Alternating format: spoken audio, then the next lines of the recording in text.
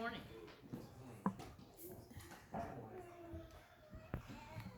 You're doing well this morning. The sun is shining. That's a good sign. It's easy to do better when the sun's shining. This morning I want to talk to you about three different people that found faith. We're talking about finding faith. Sometimes faith eludes us, doesn't it? It's hard to trust. Whenever you need to trust the most, it's when you can't see.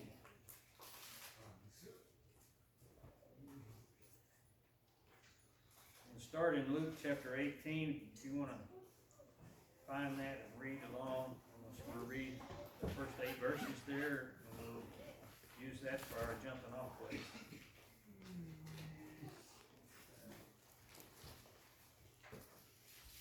It's an interesting little story. 18? It begins like this. I'm reading from the Amplified, so there's going to be more words in my version than in your version, so don't get alarmed. Just follow along.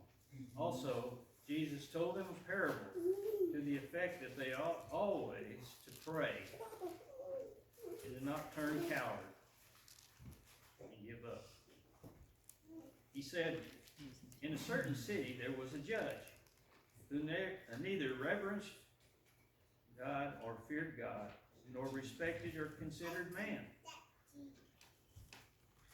And there was a widow in that city who kept coming to him, saying, protect and defend and give me justice against my adversary.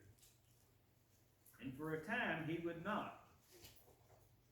But later he said to himself, though I have neither reverence nor fear for God, nor respect or consideration for man, yet because of this widow, she keeps coming to bother me, I will defend and protect and avenge her, lest she give me intolerable annoyance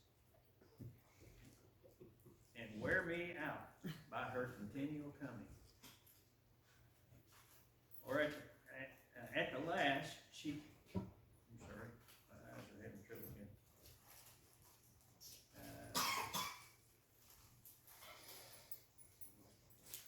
You wear me out by her continual coming. On her, at the last, she come and rail on me and assault me or strangle me. Then the Lord said, listen to what the unjust judge says. And will not our just God defend and protect and avenge his elect, his chosen ones, who cry to him day and night? Will he defer them and delay help on their behalf? I tell you, he will defend and protect and avenge them speedily. However, when the Son of Man comes, will he find persistence in the faith on the earth? The wording's a little bit strange. What he's saying is, our Heavenly Father is not like that unjust judge. He is really the opposite of that judge. He will avenge us speedily. Will men still be praying? Will people be trusting their Heavenly Father in those days? That's the point of the parable. Another one I want to read to you is in John chapter 4, verse 46. We'll start there.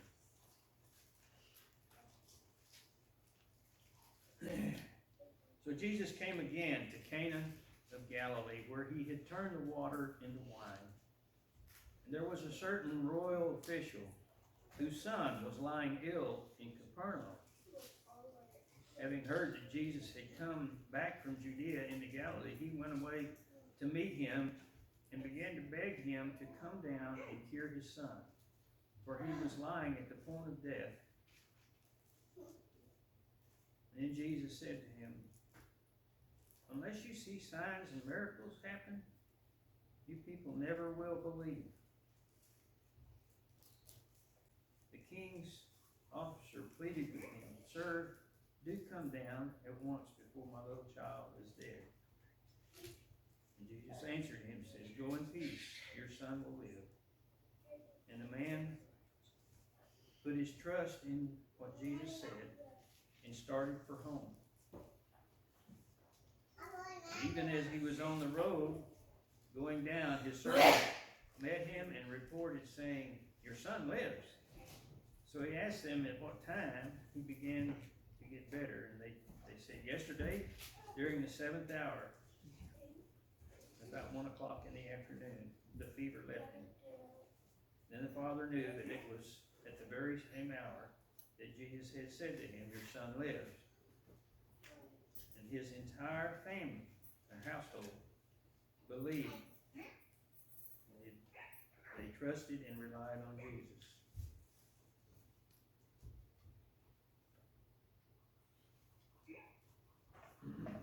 All right. In this account, Jesus has been to Jerusalem for the Feast of Passover. And he's coming home.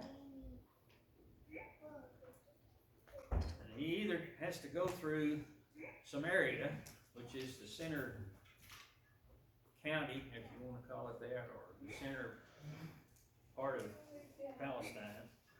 And the people that lived there at this time were half-breeds. They're part Jews and part people of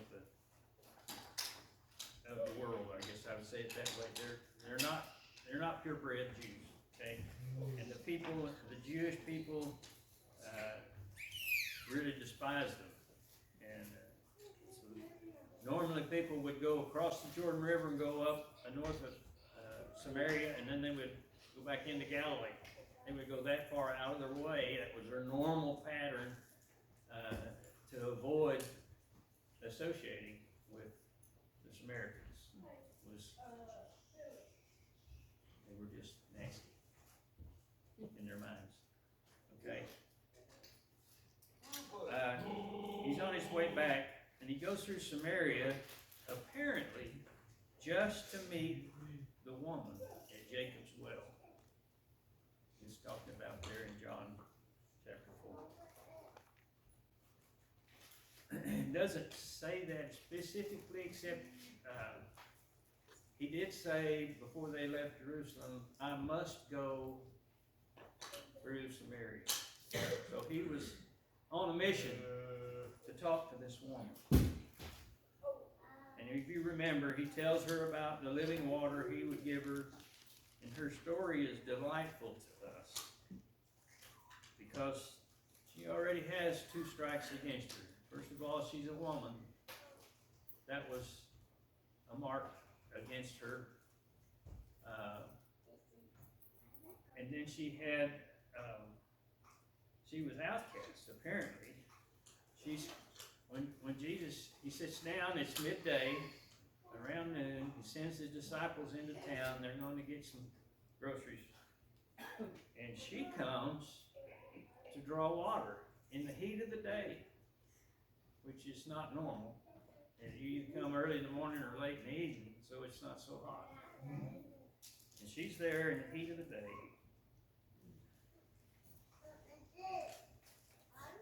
And they strike up a conversation. And she is the first person to ever hear that Jesus claimed to be the Messiah. And she was really excited. She knows the prophecy. And she is excited for him to come. And that's just who Jesus wanted to find.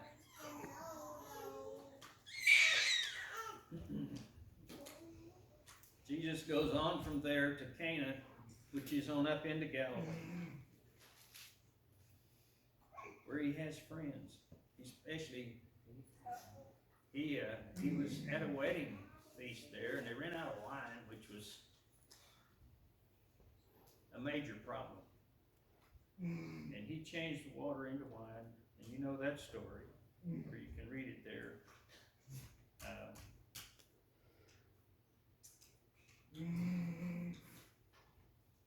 The man meets him there, all the way from Capernaum, which is up on the north end of the Sea of Galilee.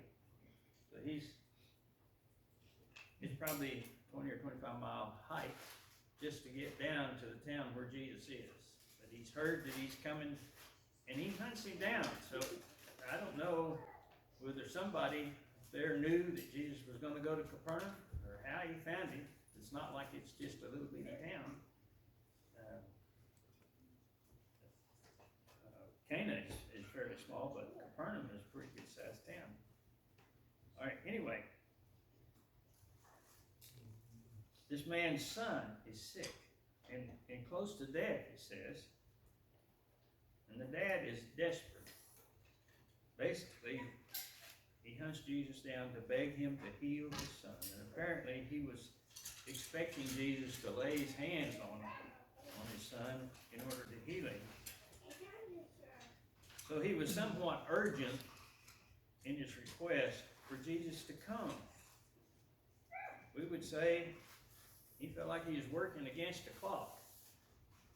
Now, I need to teach you something about telling time 2,100 years ago, if you don't already know. They didn't have clocks or watches. They might have had a sundial, but it wouldn't have been on their wrist or in their pocket. And believe it or not, they didn't have any cell phones.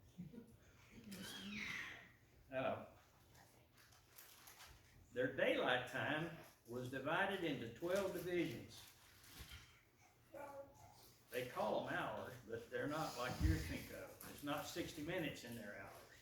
Only twice a year is there 60 minutes in their hour, okay? The daylight is divided into 12 divisions.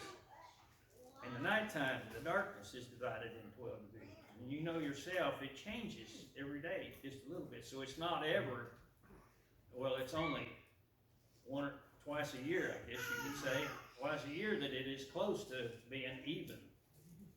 So in the summertime, when you got lots of daylight, the hours are fatter. In the nighttime, the darkness, the hours are skinny or slimmer. Okay? In the wintertime, it's just the opposite. So when it says in verse 52 there, in the 7th hour, it may not be exactly 1 o'clock, although what I read in this Amplified, they say it's at 1 o'clock. May not be exactly 1 o'clock, but it's close to 1 o'clock. And it was close enough for the boy's dad to realize that was when Jesus had made the statement, "Your son will live." Dad does not know, but we know. Dad does not know that Jesus can raise him up even if he should die. So Dad's sweating bullets.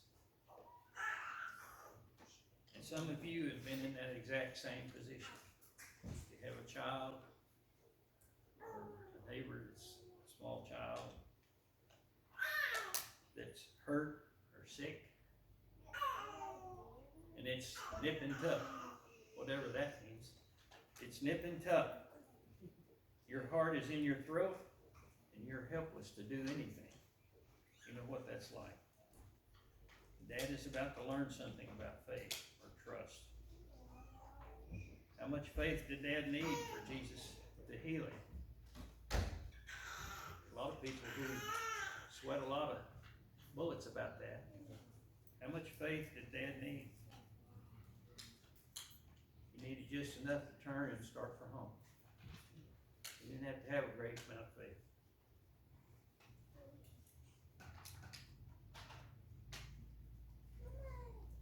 It's not Dad's power, his faith. It was dad's mustard seed size faith that allowed him to turn. But it's Jesus who has the power. Several years ago, Rita was sitting with a good friend here, and a lady had cancer, and it was just progressively getting worse and worse, and they couldn't do any more treatments for her. She wasn't interested in treatments, really. But they had a visitor one day that was just convinced in her heart that if Rita's friend would just believe enough, if she just had enough faith, she'd be healed. And she got kind of dramatic about it, I guess. And Rita's friend did indeed get healed, but the Lord took her to the next level to do it. And sometimes we're disappointed about that. Jesus told us that faith the size of a tiny mustard seed could move a mountain. And I'm pretty sure this young boy's dad felt like a mountain had moved. But it wasn't. It was Jesus who moved the mountain, not Dad. There's another account in Matthew chapter 8. I want to read that one to you also.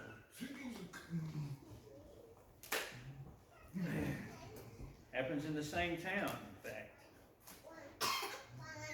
It says, as Jesus went into Capernaum, a centurion, which is a Roman officer, came up to him, begging him and saying, Lord, my servant boy is lying at the house, paralyzed and distressed with intense pains. And Jesus said to him, I'll come and restore him. But the centurion replied to him, Lord, I'm not worthy or fit to have you come under my roof, but only speak the word, and my servant boy will be healed or cured. For I also am a man subject to authority, with soldiers subject to me, and I say to one, go, and he goes, and to another, come, and he comes, and to my slave, do this, and he does it. And when Jesus heard him, he marveled, and he said to those who followed him,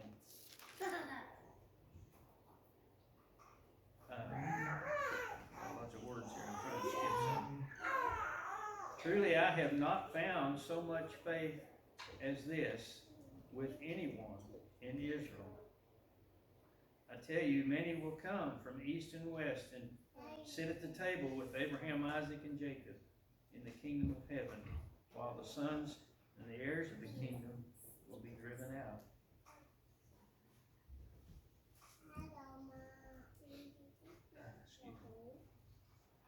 Centurion in Capernaum, whose servant was paralyzed and distressed with many pains, Jesus offers to come and heal.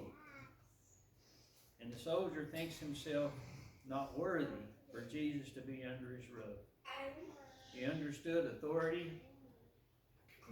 Just say the word, he says. And Jesus is amazed. And I think we could say he's excited. Somebody finally got it. And it was a Roman soldier that got it. He believed Jesus could do what he asked.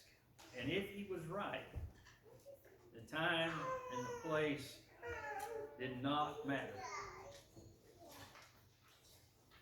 Faith, or better for us, trust, is an amazing thing. It's the first thing our Father wants from us in our relationship with him. Let that sink in. The first thing. Without trust, nothing else reaches him. No gifts, no worship, no good work done with him in mind, no mission works, no church work, nothing.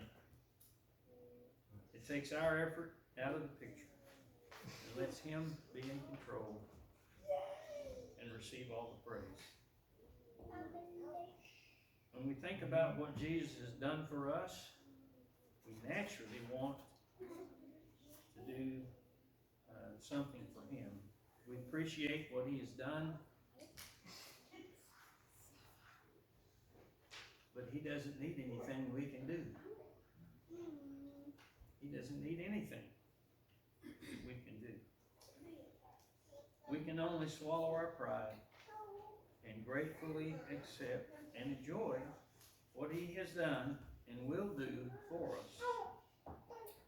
We can obey what he asks us to do, but that is really so feeble and inadequate that it's embarrassing to offer that as a reimbursement for his gift. Our obedience actually benefits us, not him. So why would we use that as some kind of offering or payment for what he has done?